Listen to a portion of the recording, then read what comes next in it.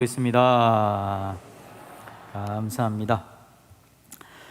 제가 지난주 이야기하기를 성경의 이야기는 만남의 이야기다 말씀을 드렸습니다. 하나님께서 에덴 동산에 아담과 하와를 만드시고 그들과 만나시고 교제하시고 하나님의 사랑의 역사가 만들어져 가고 있었죠. 그런데 인생이 죄를 범합니다. 죄를 범해서 하나님을 떠납니다.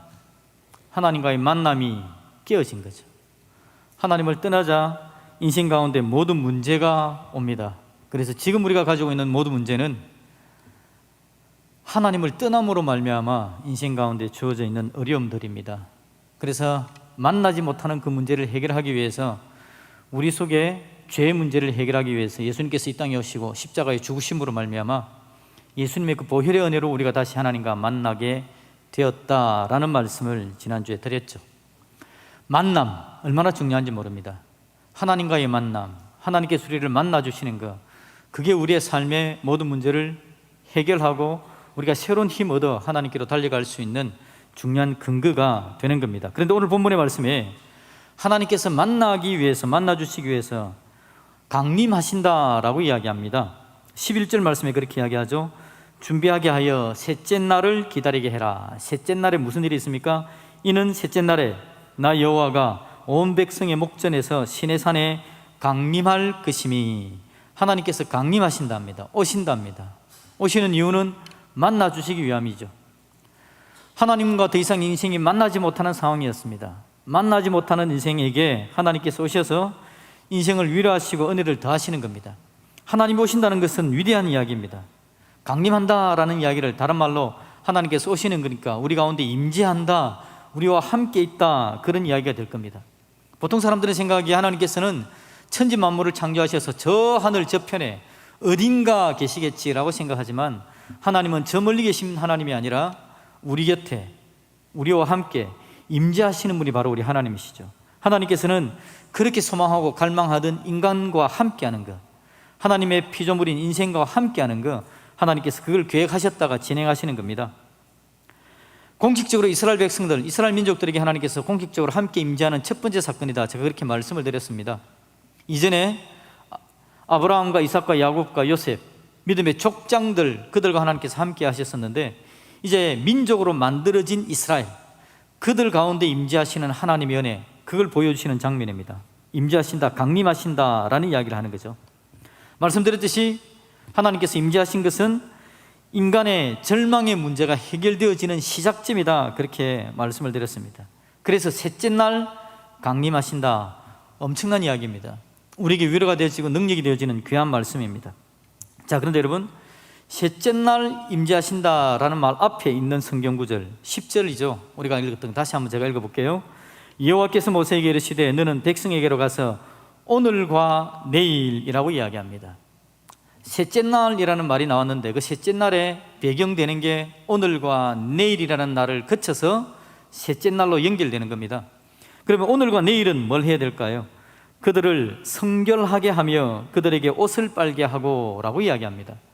하나님께서 지금 모세를 통해서 모세에게 이야기하기를 셋째 날에 하나님께서 강림하신다, 엄청난 하나님의 은혜 역사가 있을 거다. 그런데 강림하시는 하나님을 대비하여서 준비하여서 너희들은 오늘과 내일은 성결해야 된다, 옷을 빨아라, 그렇게 말씀하시는 장면이다 라는 거죠. 여러분, 하나님의 은혜는 놀랍습니다. 강림하셔서 위로와 사랑과 은혜와 능력을 더해 주시는데 이제 그 강림하시는 하나님을 맡기 위해서 이스라엘 백성들이 해야 될 일은 성결하고 옷을 빠는 겁니다. 인생이 하나님을 떠났다고 이야기했습니다. 떠난 이유는 죄 때문에 떠납니다. 죄 때문에 떠나서 하나님께로 가까이 가지 못하는데 이제 하나님께서 오셔서 만나 주시려고 하는 장면입니다. 그런데 인생은 아직 죄 문제를 해결받지를 못했습니다. 죄성을 가진 인생은 하나님께로 나아갈 수가 없죠. 그래서 준비하는 단계가 필요합니다. 성결, 옷을 빤다라고 이야기합니다. 자, 오늘 여러분 우리가 읽은 10절, 11절 말씀 바로 뒤에 있는 12절과 13절 말씀을 자막에 나올 겁니다. 같이 한번 읽어봅시다. 시작.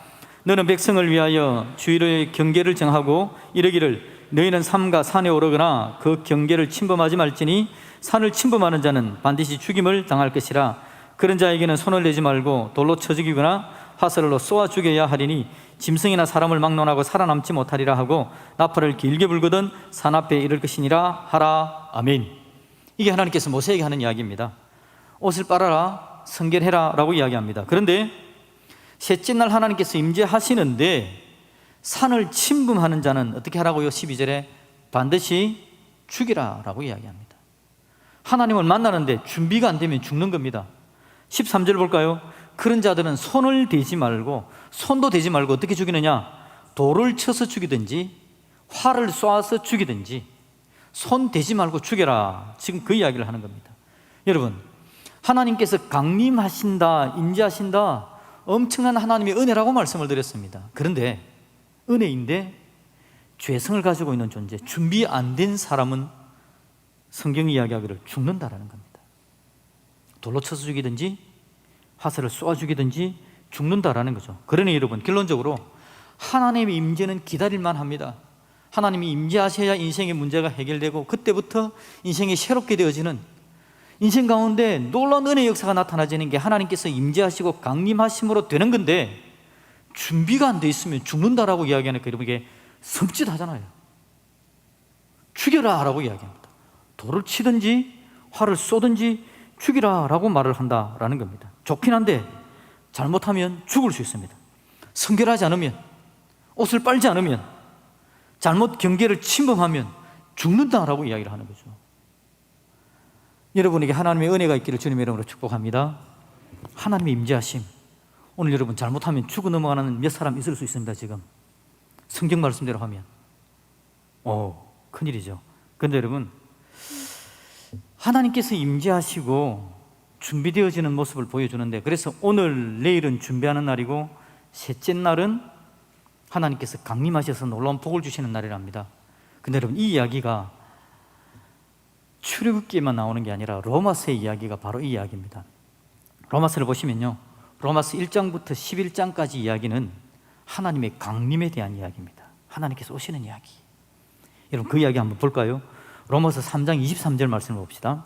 로마서 3장 23절 같이 읽어볼까요? 시작. 모든 사람이 죄를 범하였음에 하나님의 영광에 이르지 못하더니. 아멘. 사람들의 상황을 보여주는 겁니다. 사람들이 어떤 상황입니까? 모든 사람이 죄를 범하여서 하나님의 영광에 이르지 못한다. 모든 사람이 죄를 범하여서 하나님을 떠난 인생이 되었고 영광에 이르지 못한다. 하나님께 다가가지도 못하는 인생이다. 그걸 보여주는 겁니다. 죄는 인생이 하나님을 떠나게 만들었고 모든 문제가 시작된 그 상황을 보여주는 겁니다. 사람이 그런 존재입니다. 그런데 로마서 5장을 볼까요? 로마서 5장 8절에 봅니까? 이렇게 이야기합니다. 우리가 아직 죄인 되었을 때에, 우리가 아직 죄인 되었을 때에, 이건 문제가 아직 해결 안 된 걸 이야기하는 겁니다. 정결하게 완벽하게 깨끗하게 되지 못한 상황을 이야기하는 겁니다. 그런데 그때 어떻게 했다고요? 그리스도께서 우리를 위하여 죽으심으로 라고 말합니다. 예수님의 강림입니다. 하나님의 강림입니다. 예수님께서 오시는 겁니다. 하늘 보좌, 하나님 곁에 계셨던 예수님께서 하늘 보좌를 부리고 이 땅에 오시는 사건을 이야기하는 겁니다. 뭐하러 오셨다고요? 우리를 위해서 죽으시기 위해서. 자, 여기서 여러분, 우리는 조금 다른 이야기를 봅니다. 방금 출애굽기에서는 뭐라 그랬죠? 하루, 오늘과 내일은 뭘 해야 됩니까? 성결하게 하고 옷을 빨고, 그리고 셋째 날에 하나님께서 강림하시는데 준비가 안 되고 침범하면 어떻게 한다고요? 죽이라고 이야기했습니다. 침범하는 자를 돌을 쳐 죽이든지 활을 쏘아 죽이든지 사람이 죽는 사건입니다. 하나님께서 강림하실 때에. 그런데 오늘 얘기를 보니까 그렇게 이야기합니다. 우리가 아직 죄인 되었을 때에 사람이 아직 문제가 해결 안 된 겁니다. 그런데 그리스도께서 강림하시는데, 강림하셔가지고 준비 안 된 자들을 죽이는 게 아니라 그리스도께서 우리를 위하여 자기가 죽었답니다. 하나님의 강림은, 예수님의 강림은 죽이기 위해서 강림하시는 게 아니라 죽기 위해서 오시는 겁니다. 하나님께서 죽기 위해서 예수님께서 오신 겁니다. 그리고는 그리스도께서 우리를 위하여 죽으심으로 하나님께서 우리에 대한 자기의 사랑을 확증하셨다라고 말하고 있습니다. 하나님의 강림은 여러분, 원래가 사람과 교제하려고, 사람을 살리려고, 그리고 준비 안 된 인생이 죽을 수밖에 없으니까 대신 죽으러 오신 것이 바로 하나님의 강림, 사랑의 확증의 사건이 바로 그것이다 라는 거죠. 그리고는 여러분, 6장 23절에 보니까 그렇게 이야기합니다. 죄의 삭은 사망이요, 원래 죄는 죽는다라는 겁니다. 그런데 하나님의 은사는 그리스도 예수 우리 주 안에 있는 영생이라. 하나님의 은혜가, 하나님의 놀라운 사랑이 역전시켰다는 겁니다. 바꿔놓았다는 겁니다. 그래서 죄 지은 인생이 죽는 게 아니라 우리 주 예수 그리스도 안에서 영생을 누리게 되어지는 놀라운 복을 경험하게 되었다라고 오늘 우리에게 이야기합니다. 이 놀라운 하나님의 강림, 예수님의 강림의 은혜의 결과가 뭐냐? 로마서 8장에서 잘 이야기하고 있습니다. 8장 32절 말씀을 제가 읽어보겠습니다. 자기 아들을 아끼지 아니하시고 우리 모든 사람을 위하여 내어주신 이가 어찌 그 아들과 함께 모든 것을 우리에게 주시지 아니하겠느냐? 하나님의 강림이 우리에게 주어지는 은혜를 이야기합니다. 자기 아들을 아끼지 아니하고 우리 예수님께서 강림하신 겁니다. 그리고는 우리 모든 사람을 위하여 내어주신 그 하나님께서 우리에게 모든 것을 선물로 주지 않겠느냐라고 이야기를 하는 겁니다. 놀라운 하나님의 사랑이 시작되었음에 대해서 이야기합니다. 33절 볼까요? 누가 능히 하나님께서 택하신 자들을 고발하리요? 고발한답니다. 원래 여러분 우리가 죄가 있는 존재이기 때문에, 하나님을 떠난 존재이기 때문에 우리의 죄가 고발할 겁니다. 사탄이 고발할 겁니다. 저 죄지은 인생은 죽어야 되지 않냐고 고발을 한다라는 거죠. 그런데 하나님께서 자기 아들을 우리를 위해서 죽어주심으로 말미암아 하나님께서 강림하셔서, 예수님께서 강림하셔서 우리 죄를 대신해서 예수님께서 죽어주셨기 때문에 누가 능히 우리 죄 지었던 자들, 하나님의 사랑받은 자들을 고발하리요? 아무도 고발 못한다는 겁니다. 예수님께서 대신 죽어주셨기 때문에 나타난 일입니다. 33절에 뭐라 그러죠? 누가 정죄하리요? 아무도 정죄 못합니다. 우리를 보고 죄 있다고 이야기하지 못합니다. 왜냐니까 강림하신 예수님께서 대신 죽어주셨기 때문에, 내 죄를 짊어지시고 그 문제를 해결하셨기 때문에 아무도 정죄하지 못한다고 이야기합니다. 35절, 그래서 뭐라고 이야기합니까? 누가 우리를 그리스도의 사랑에서 끊으리요? 아무도 우리를 예수님의 사랑에서 끊을 수 없는 겁니다. 예수님이 십자가에 죽으셨습니다. 강림하신 예수님, 우리를 죽이러 온 게 아니라 자기가 죽으심으로 말미암아 우리 모든 문제를 해결하셨기에 아무도 우리를 하나님의 사랑에서 끊을 수 없습니다. 누가 끊을 수 없는지 그 뒤에 쭉 이야기하죠. 환난이나 공고나 박해나 기근이나 적신이나 위험이나 칼이라 기록된 바 우리가 종일 주를 위하여 죽임을 당하게 되며 도살당할 양같이 여김을 받았나이다 한것 같으니라. 그러나 이 모든 일에 우리를 사랑하시는 이로 말미암아 우리가 넉넉히 이기느니라. 내가 확신하노니 사망, 생명, 천사들, 권세자들, 현재일, 장래일, 능력, 높음, 깊음, 다른 어떤 피조물이라도 우리를 우리 주 그리스도 예수 안에 있는 하나님의 사랑에서 끊을 수 없느니라. 아멘. 이게 하나님의 강림의 은혜입니다. 예수님의 강림의 은혜입니다. 강림하셔서 인생의 문제를 해결하시는 놀라운 사랑을 우리에게 보여주신 겁니다. 구약에 침범하는 자는 죽습니다. 그런데 예수님께서 자기가 대신해서 죽는 겁니다. 그리고는 경계를 다 없애버리셨습니다. 누구든지 하나님께로 나올 수 있도록, 누구나 하나님께로 나오면 예수 그리스도의 보혈의 은혜 안에서 하나님의 그 놀라운 사랑, 크신 은혜를 다 경험하게 되는 겁니다. 아무도 고발 못합니다. 아무도 정죄하지 못합니다. 아무도 그 하나님의 사랑에서 끊을 수 없는 놀라운 사랑을 받게 됐음에 대해서 우리에게 이야기를 하는 거죠. 여러분, 오늘 제가 설교 제목을 뭐라고 정했습니까? 오늘, 내일, 그리고 셋째 날. 오늘, 내일은 뭐 하는 날이었습니까? 셋째 날에 하나님께서 강림하셨기 때문에 오늘과 내일은 성결하게 준비하는 날, 옷을 빠는 날입니다. 옷을 씻는 날입니다. 그런데 여러분, 첫째 날, 오늘과 내일 준비해야 셋째 날 강림하시는 하나님의 은혜를 경험합니다. 그런데 여러분, 출애굽기에서는 그렇게 이야기했는데 로마서에서는 여러분, 그러면 오늘 내일의 이야기가, 방금 제가 강림의 이야기, 셋째 날의 이야기를 했잖아요. 예수님께서 오셔서 큰 사랑을 베푸신 이야기. 그러면 그 앞에 오늘과 내일이 나와야 되는데 로마서는 뒤집어져 있습니다. 앞쪽에 셋째 날의 이야기, 강림의 이야기가 나오고요, 이 이야기가 마치고 나서 저 12장에 가서야 오늘 내일의 이야기가 나옵니다. 한번 볼까요? 12장 1절 2절 말씀을 우리 같이 한번 읽어보겠습니다. 시작.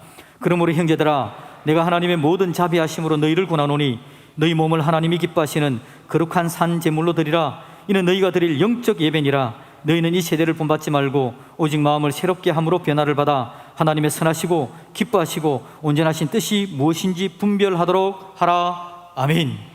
이게 지금 뭐라고 이야기합니까? 12장 1절에 너희 몸을 하나님이 기뻐하시는 거룩한 산 제물로 드리라, 성결하게 해라, 옷을 빨아라, 그 이야기잖아요. 2절에 이 세대를 본받지 말고 오직 마음을 새롭게 함으로 변화를 받아라, 깨끗하게 되라, 성결하게 되라, 지금 그 이야기를 하는 겁니다. 이건 바로 여러분 오늘과 내일 할 일이었습니다. 첫째 날, 둘째 날 할 일이었습니다. 그런데 로마서에서는 첫째 날, 둘째 날 이야기가 셋째 날 이야기 다음으로 넘어가 있는 겁니다. 간단하게 제가 한번 정리해 볼게요. 출애굽기에서 이야기하는 건 뭐냐니까, 하나님 만나야 되지? 그러면 준비를 해야 돼. 마음을 성결하게 하고 몸을 성결하고 깨끗하게 해야 돼. 안 그러면 죽는 거야 라고 말을 하고 있는 겁니다. 네, 그러면 로마서에서는 뭐라고 이야기하느냐? 예수님께서 강림하신 이야기를 먼저 합니다. 예수님께서 강림하셨어. 너희들이 죄가 있는 상태고 우리 모두가 죄인이었을 때, 아무도 하나님의 영광에 이르지 못할 때에 예수님께서 오셔가지고 우리의 죄를 다 짊어지시고 그 문제를 깨끗하게 해결하신 거야. 아무도 정죄하지 못하도록, 아무도 고발하지 못하도록 하나님의 사랑 안에서 끊어지지 않는 사랑으로 꽉 묶어 놓으시고 이 놀라운 사랑을 주신 거야 라는 이야기를 먼저 하고 있습니다. 그리고는 그러므로 라고 이야기를 합니다. 그러므로 이제 우리가 좀 깨끗하게 살자, 성결하자, 정결하자, 그 이야기를 하는 겁니다. 출애굽기의 이야기는요, 잘 살아야 돼, 안 그러면 하나님 만날 때 죽는 거야 라는 이야기를 하는 겁니다. 그런데 로마서에는요, 하나님께서 이미 놀라운 사랑으로 너희들을 사랑하셔서 놀라운 사랑과 크신 은혜를 받았으니, 하나님의 자녀가 되었으니, 그 사랑에서는 끊어지지 않는 놀라운 은혜와 능력을 누렸으니 이제는 죄 짓지 말자, 이제는 더럽게 살지 말자, 이제는 하나님의 자녀답게 좀 깨끗하게 살자, 그 이야기를 하고 있다라는 겁니다. 하나님은 저와 여러분들을 죽일 의도가 없는 줄로 믿습니다. 우리를 죽이고 싶지 않습니다. 출애굽기 이야기대로라면 오늘 예배당에 오다가 몇 명 죽었을 겁니다. 옷 잘못 빨아가지고, 성결하게 안 되어서, 경계를 침범해서 몇몇 죽어 넘어가고 막 그럴 겁니다. 그런데 로마서에서 오늘 우리 예수님께서 하시는 이야기는 내가 너희들을 죽일 마음이 전혀 없다는 겁니다. 우리를 살려주고 싶은 겁니다.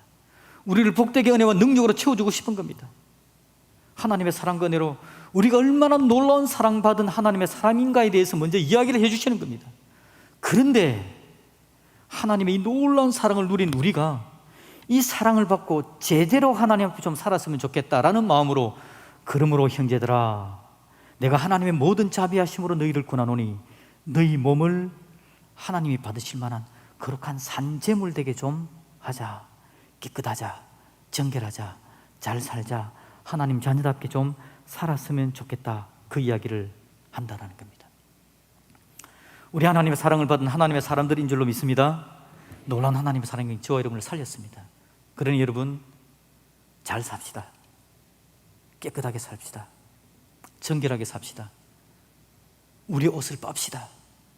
우리의 마음을 찢고 회개하고 하나님께서 우리를 얼마나 사랑하시는지를 보면서 그 놀라운 사랑으로 나의 죄 문제를 해결하기 위해서 강림하셔서 은혜를 더하시고 사랑으로 나를 붙드신 분이 내 예수님이시고 내 하나님이신데, 그 큰 사랑을 받은 내가 내 마음대로 살고 내 몸을 더럽히고 하나님의 사랑과 은혜와 능력에 온전히 나아가지도 못하는 자리에 있는 건, 이건 우리의 삶을 허비하는 것이다. 내 인생을 허비하는 것이다. 그러니 그 사랑하시는 하나님 앞에 나아가 하나님, 내가 어떻게 서야 될까요? 물어보고 자백하고 성경 말씀을 읽고, 그리고는 거룩한 산제물, 하나님께서 받으실 만한 삶이 될 수 있도록 나아가자라는 겁니다. 혹시 여러분 실수로 그렇게 하지 못하고 산제물이 되지 않더라도 하나님은 여러분들을 죽이지 않습니다. 대신 우리 안에 계신 성령님께서 안타까워하시면서 좀 잘 살았으면 좋겠는데, 능력 가운데 있었으면 좋겠는데, 하나님의 사랑을 알고 좀 복되게 섰으면 좋겠는데, 말할 수 없는 탄식으로 우리 마음에 이야기하시고 우리에게 용기 주시고 격려하시고, 기회만 되시면 은혜와 사랑을 주시고 말씀을 부어주셔서 계속해서 일어설 수 있도록, 다시 하나님의 사랑을 붙들 수 있도록 도와주실 분이 바로 우리 하나님이시라는 거 잊지 마시기를 주님의 이름으로 축복드립니다. 오늘이 맥주감사주일입니다. 그래서 우리가 찬송하기를 지금까지 지내온 것 주의 크신 은혜라. 지금까지 지내온 게 하나님의 은혜였습니다 라고 고백을 했습니다. 여러분, 맥주감사주일 7월 첫 번째 주일이죠. 6개월을 지났습니다. 그리고 이제 또 6개월이 우리 앞에 남아 있습니다. 여러분, 어떤 삶으로 삽니까? 내가 오늘 하나님 앞에 준비 안 되면 죽을까 봐 걱정하면서 교회 나왔습니까? 하나님 안 죽이십니다. 여러분, 걱정하지 마십시오. 하나님이 죽이는 거 아닙니다. 우리 하나님 우리를 마음껏 살려주기를 원하십니다. 은혜와 능력을 더하실 겁니다. 그 사랑과 크신 은혜를 더하실 하나님 앞에, 이 하나님 그 사랑을 받았으니 지금까지 지내오면서 은혜를 받아왔고, 하나님은 내 앞날에 천국을 보장하시고 나를 하나님의 구원의 백성으로 삼아주셨으니 이제 내가 지금까지 지내온 하나님의 사랑과 은혜를 기억하면서 좀 이제부터라도 제대로 살게 해주십시오. 내 마음에 이렇게 살아야 되는데 라고 생각하면서 주저주저 했던 부분들이 있다면 이제부터라도 하나님의 사랑을 받았으니, 그 능력을 깨달았으니 지금부터라도 다시 한번 설 수 있는 은혜를 더해 주시옵소서. 그렇게 우리의 마음을 들으면 이 맥주감사절에 하나님께서 큰 은혜를 더하시고 우리 마음에 위로와 능력과 평안으로 채우시는 은혜가 있을 줄로 믿습니다. 감사합니다. 우리 찬양할까요?